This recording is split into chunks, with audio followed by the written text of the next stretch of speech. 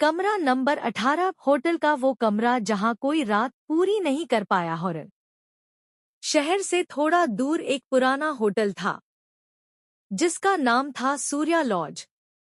बाहर से देखने में होटल बिल्कुल सामान्य लगता था, लेकिन वहां काम करने वाले लोग एक कमरे का नाम सुनते ही डर जाते थे।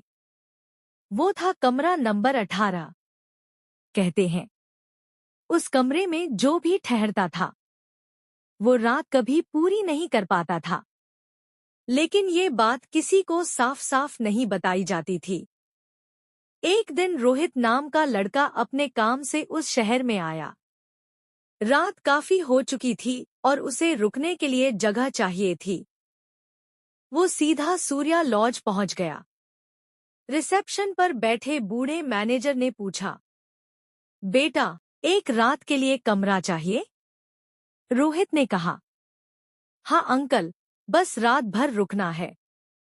सुबह निकल जाऊंगा। मैनेजर ने रजिस्टर खोला, थोड़ी देर सोचा और फिर चाबी देते हुए बोला, कमरा नंबर 18। रोहित ने चाबी ली और सीढ़ियां चढ़कर ऊपर चला गया।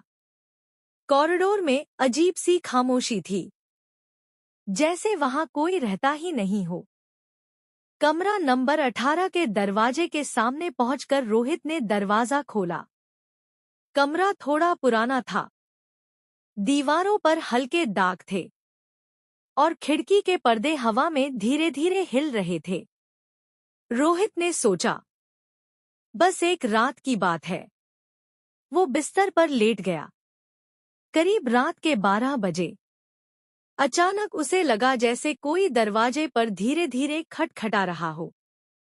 ठक ठक ठक।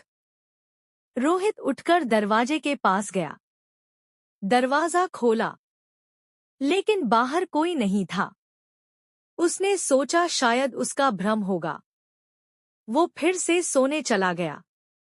लेकिन जैसे ही वो लेटा, इस बार आवाज आई, ठक ठक ठक।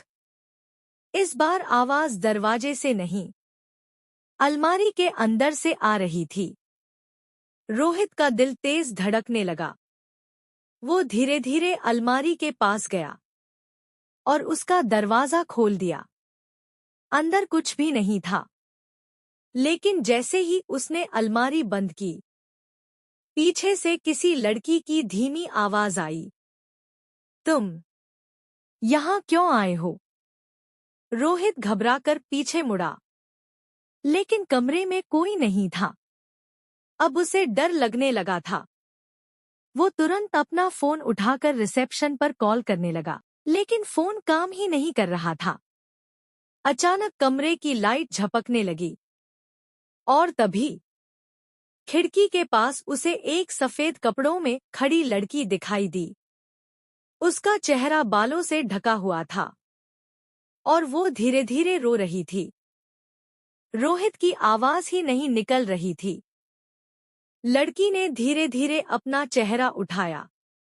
उसकी आंखें पूरी तरह काली थी और वो बोली, ये कमरा मेरा है।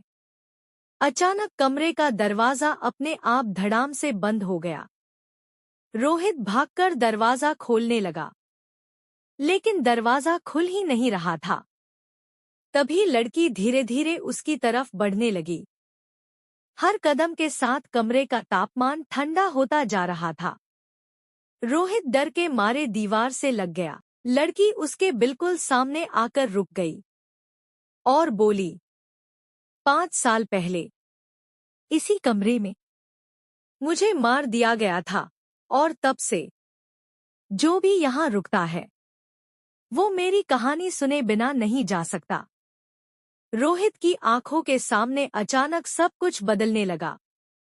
उसे दिखा, 5 साल पहले एक आदमी उसी कमरे में उस लड़की से झगड़ रहा था।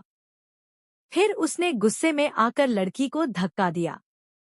लड़की का सिर दीवार से टकराया और वहीं उसकी मौत हो गई। डर के मारे उस आदमी ने उसकी लाश अलमारी में छिपा दी और अगले दिन होटल छोड़कर भाग गया। तभी से उस लड़की की आत्मा कमरा नंबर 18 में फंस गई। रोहित ने डरते हुए पूछा, मैं क्या करूं?